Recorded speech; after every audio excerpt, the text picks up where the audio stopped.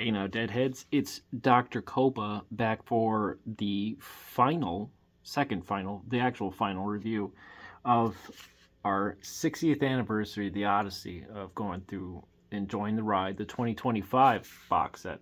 And we ended on a really strong show. I was keeping this because this one's really good. This again, if you paired this is 5/1/81.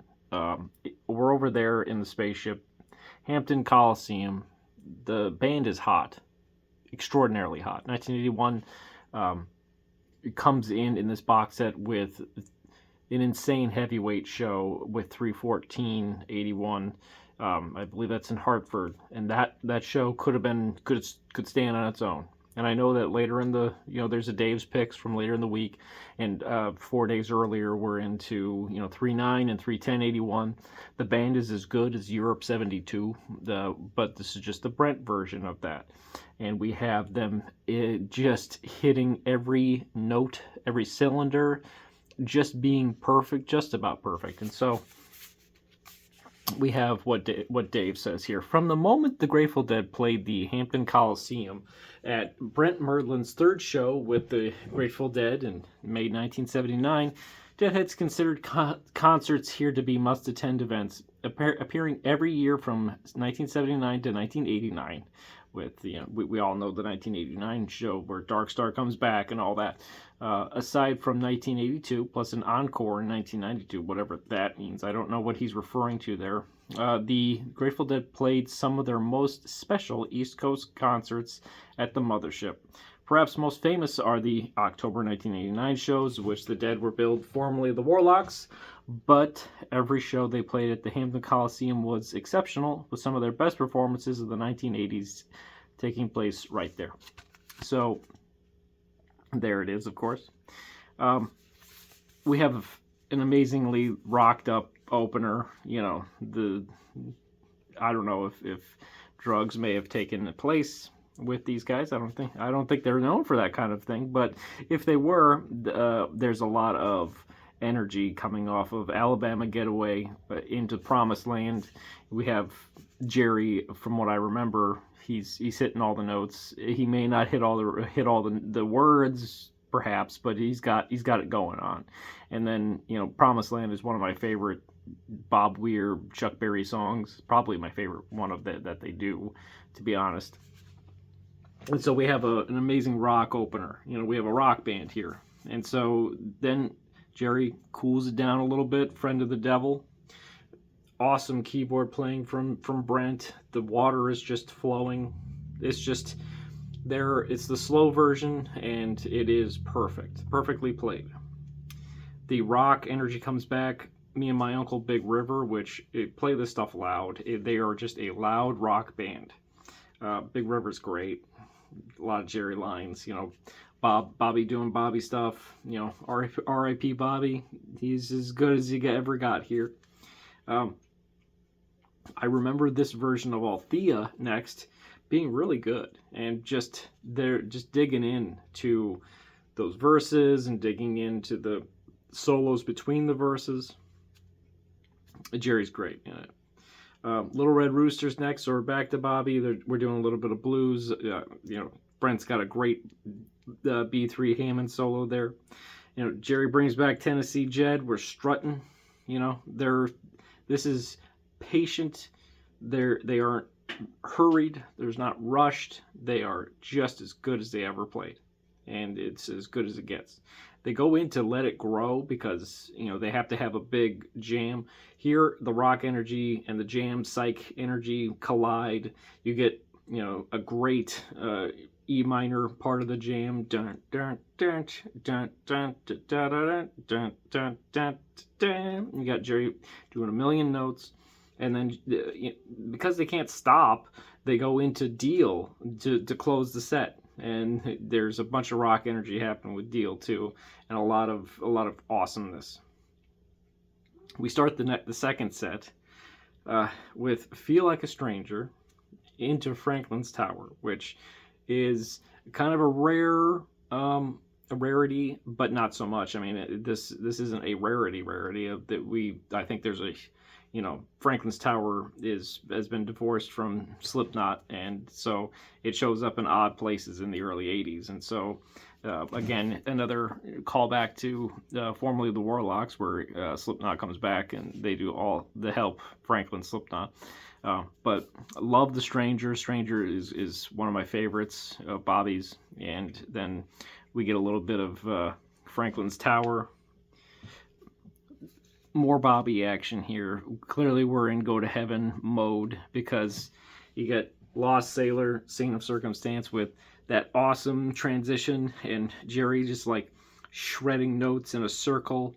And I love Lost Sailor. It's one of the more jazzy, you know, jazzier side of the Dead, with great piano playing. Just awesome stuff. We then are going into drums, but we're gonna have to figure out how. And so He's Gone gets pulled. You know, Jerry, he's keeping the tempo steady, pushing it forward, little pushes. The band's pushing a little bit here and there. It's great. And they do a very short other one. They get into other one territory, but it's rocked out other one. So the psych energy is definitely here in the show, but it's not drawn out psych energy. It's, you know, coked out psych energy where you're going insane. I mean, I think the other one here is like 5 minutes, and that's it.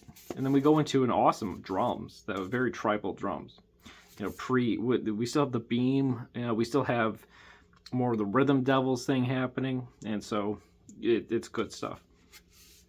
We open with a very short wheel, which you know, with space before that on a third disc now. You know, a drums keeps going for about 12 minutes. And then we have space where it's just Bob and Jerry doing their kind of duet thing, and Jerry's leading us. You know, it is noisy and out there, but you could tell the wheel is what's being played. And so from there, you get a very good wheel. I love the wheel. The wheel's turning and you can't slow down. Awesome war fret next. Jerry pulling out all the stops.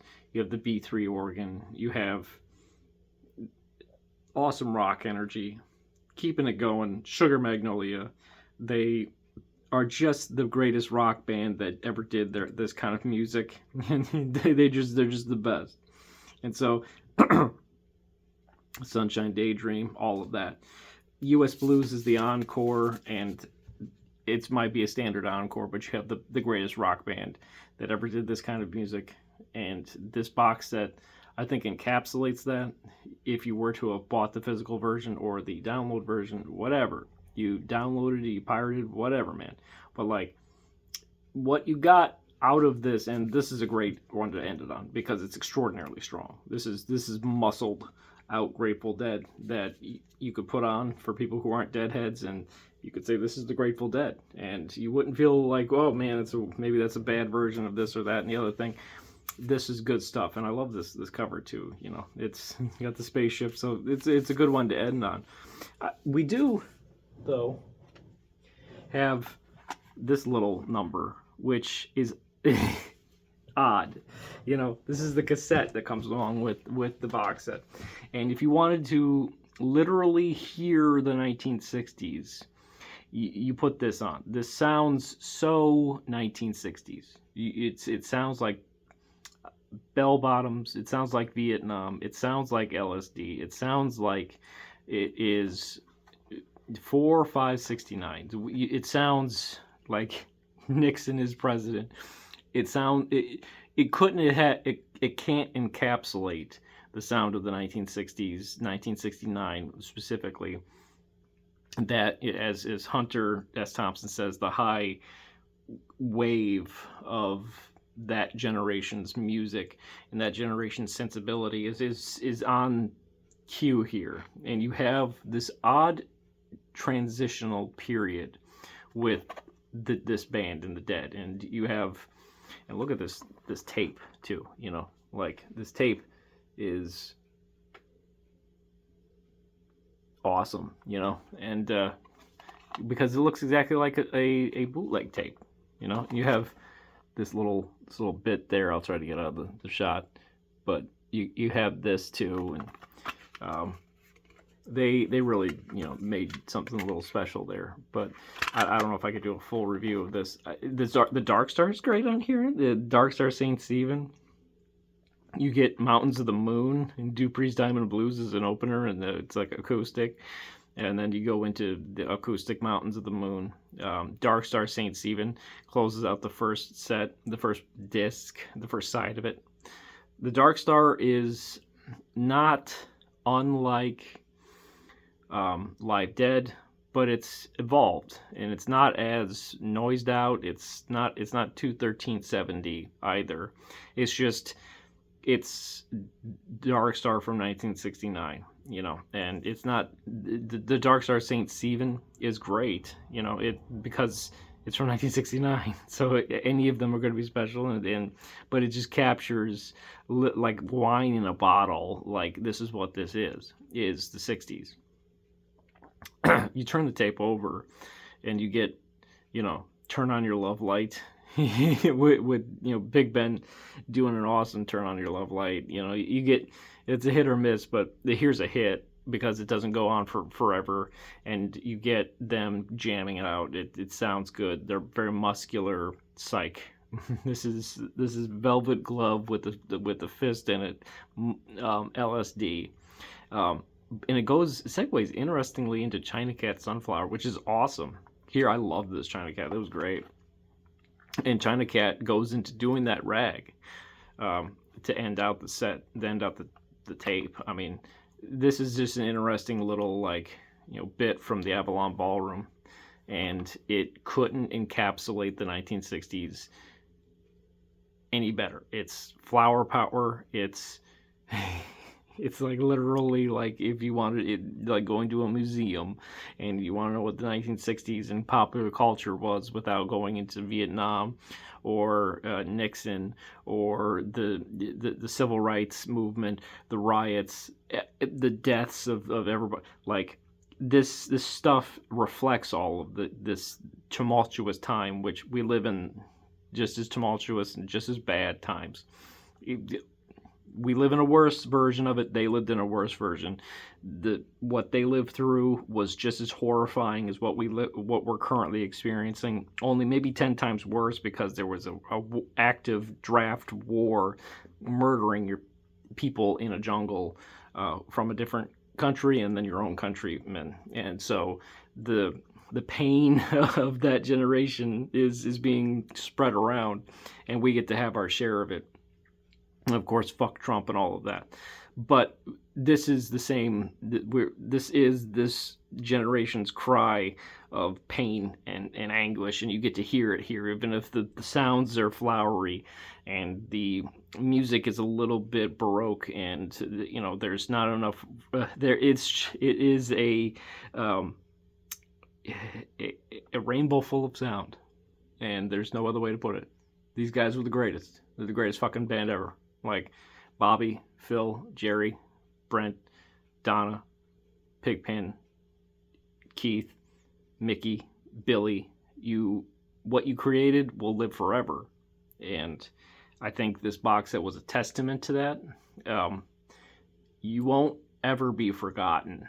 You may be gone, but physically, you live on. And your message lives on. Whatever that message is, it's an ambiguous message. You can take what you want from it. But that message of hope and love and light and a little bit of mystery is so vital to the world we live in and to the experience of being an American. Their music is as American as apple pie, and this is what this is. That 1981, that was just as much a reflection of this band that's on this tape here, but they're older and they're wiser. We were all gonna be there, and we all are, but they were just they might have hated the 60s at that point, but then again, nobody wants to go back to 2012 and look at it and say that's great. So there's a generational thing happening that is very apparent in that box set, that you can hear it. It is just astounding. There's no other words for it. When they say a band beyond description, these things have a palpable sense of reality to them that is just about perfect. And that's why we call that box set. And I have way too many of their box sets. I don't know if I'd call it my favorite one. It's just as good as any of those other ones.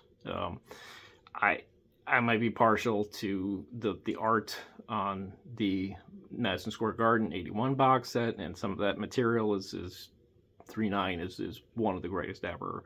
The Pacific Northwest box set, the box itself is amazing. I'm 5/8/77, that May '77 box set is, I mean, it's unimpeachable, but it sounds like they're playing in a cave. There's a little bit too much reverb there for me. It later on in May, after you get past the first three, the middle part of May, that's where the good stuff is for me. But who cares about what I feel about that? The 5/8/77 is as good as it gets. 5/9, all of that stuff is great. So that's a well where water flows as cool as a hot day and you're parched. I love the May and June 1973 stuff. That box set's great. The St. Louis 72, 73, 71 box set, love that stuff too. It's all good. There's so much. The Rhythm Devils box set, the Giant Stadium box set. That's just awesome. There's so much good stuff. There's so much good music that you could listen to it for the rest of your life and probably not hear it all.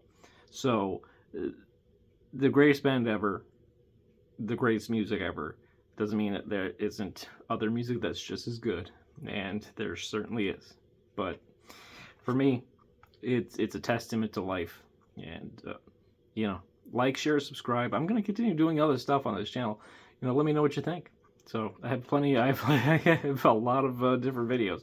I could probably go back and start listening to it all over again because it's been so long since I've heard the stuff from the 90s where Jerry sounds very frail and the band sounds very like they're holding him up, but they're doing it in the most loving way possible. And so that is just as important to be there as the Strong Nights from 1981 or the crazy stuff from 1971 or the awesome later 80s stuff. Like, that's what drew me in as a young man when I was just getting into this music, so it's good coda. All this is good. Like, share, subscribe. Dr. Koba.